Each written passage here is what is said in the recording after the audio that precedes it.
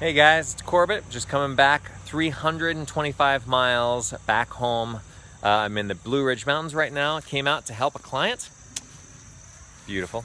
So today's job was kind of interesting. And this week in the Mastermind course, which is the 6-week Mastermind course that happens every year, we're talking about rocking the plans. And rocking the plans means having a plan, knowing what the plan is, knowing what the plans of people who used to work in the home that you're looking at would have had, and trying to parse out what will work best. Because of course the point always is to find out what any individual person wants out of their home, performance-wise, and tuning the home to deliver that specific target.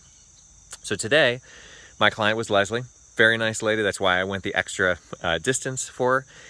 She's moving from California, just bought a house in the mountains up here. It is very foggy all the time. I've never driven so much fog before. And she has environmental sensitivity. She got activated. By the way, if you don't know what this means, it means that your immune system basically has an allergy to things in the environment, not things that you eat. So things that you can breathe, and which is a real thing. And in her case, she got activated by mold, a particular strain of mold. And so she's worried primarily about mold.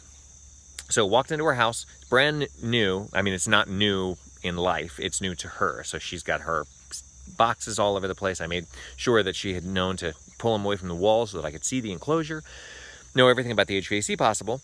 The enclosure, it turned out, was under an attic and over a crawl space, which looked like it had vents.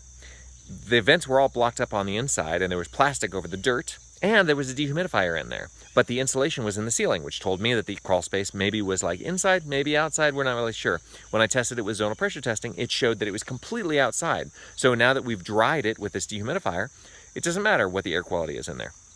The attic was also actually very well air sealed. The whole house was insulated like as well as could be expected. But the HVAC system was baseboard electric resistance heat. Electric resistance is like a toaster. It's the worst way, least efficient way to heat anything. And so it's not as efficient as it could be. Also, for her, very important, not just about efficiency, because of course what we could do next is install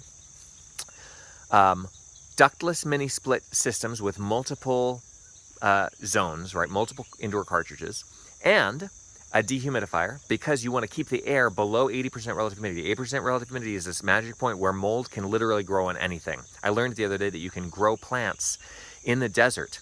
Some of the biggest farms in the world are in the Middle East, because as long as you have water, it doesn't matter what you're growing them in. So it's just like with mold, it can grow on literally any surface as long as there's 80% relative humidity in the air.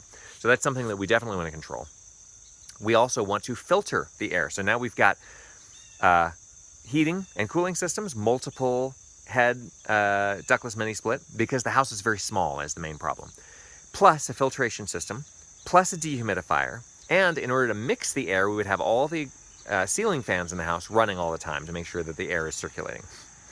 And that's not going to work really quite as well as a ducted system. So if we are looking at efficiency, if you're going to take out the really inefficient way of heating and start sealing up the house. Right now it's 9 air changes per hour at 50, which means it's 3 times more leaky than the tightest house would be required, than the least air leaky built to the best code in the country right now. So whatever, 3 times leakier than I want it to be as a high performance person. So right now it's breathing a lot of outdoor air, which is mountain air. And yeah, it's moist, so we want to make sure to dehumidify. We want to make sure to filter because she's got this environmental sensitivity. We also want to make sure to not introduce weird stuff to the house. So we've got, carpets in there now. We're going to make sure to take those out. So knowing this plan of all of these things, and then making sure that you know that that plan of having filtration, dehumidification, heating and cooling, and circulation with ceiling fans is maybe not a very good plan. Maybe we should just leave the house exactly as it is for a few months, live there, find out whether you think it has bad air quality or that you're unhappy with the heating bills, because of course bringing down the bills, drying the air, dealing with what's in the air, making sure that we have point exhaust in the kitchen. All these things are part of the plan, but knowing how to prioritize and stage them for each individual client is the reason that no one will ever scale this kind of a business. There is no way to do this unless you have experts in each local market who know how to think about these things. I'm going to try and build an energy model later, and there is no way the computer is going to understand even a fraction of how complicated this situation is because of the air quality, the dehumidification, the filtration issues. They just don't do very well with that. So that's why you have to have people doing this, and that's why we're building masterminds. Thank you, masterminds, for tuning in. Thank you, everyone else, for tuning in. See you next time.